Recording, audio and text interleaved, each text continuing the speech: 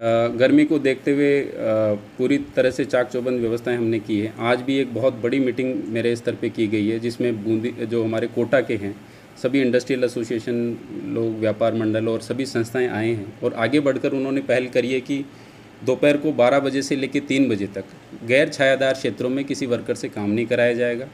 और 4 जगह जहां मजदूर हमारे लोग भाई लोग इकट्ठे होते हैं वहां पे छाया की व्यवस्था, पानी की व्यवस्था और छाछ लस्सी की व्यवस्था की जाएगी।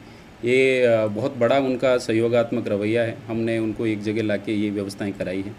इसके अलावा अस्पतालों में जैसे मैंने कल निरीक्षण किया था, उस टाइम ये डायरेक्शन दिए थे कि कूलर की व्यवस्थाएं सफिशिएंट होनी चाहिए। अगर ख़रीदने में कोई समस्या है तो अभी किराए से करें, लेकिन इमीडिएटली करें। आज सभी एसडीएम्स हमारे तहसीलदार राउंड्स पे हैं, सीएचसी पीएचसी पे, जैसे ही कोई सूचना आती है उसमें इमीडिएटली हम रेस्पॉन्ड कर रहे हैं। पक्षियों और पशुओं के लिए भी हमने व्यवस्थाएं करी है। गौशालाओं के आज इंस्पेक्शन हुए हैं, पीने के पानी की पूरी व्यवस्थाएं हैं।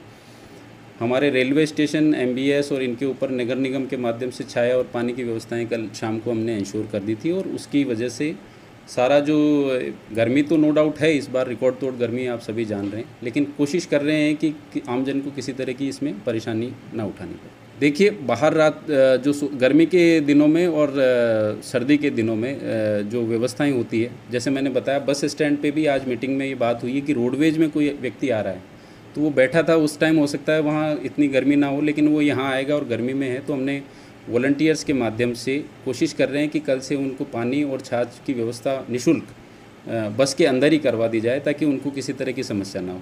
इसके अलावा हमारी इंदिरा रसोई, वो जो हमारी अन्नपूर्णा जो रसोई है, उसके माध्यम से खाने की व्यवस्था हम कर रहे हैं।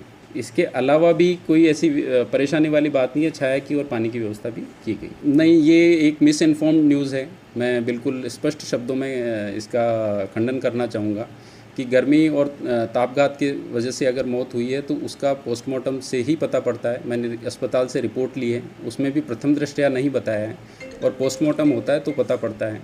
और दूसरी बात है कि जब तक पोस्टमार्टम नहीं हो जाता तब तक कुछ भी कहना उन पे जल्दबाजी है। अस्पताल ने कहा है कि उनका एवरेज ही 6 से 8 बॉडीज़ आती है, क्योंकि बड़ी जगह है, आसपास में कहीं से भी व्यक्ति यहाँ आता है, तो उस एवरेज के हिसाब से है। फिर भी पोस्टमार्टम रिपोर्ट आ जाने दीजिए, उसमें क्या तथ्य सामने आते हैं उस देखिए। ऐसा है, अस्पताल बता रहा है 6 से 8 बॉडीज़ आ रही है। मैंने अभी, आप तो इनिशियली आए हैं, जो उनकी रिपोर्ट आई है हम उसके आधार पर बात कर रहे हैं।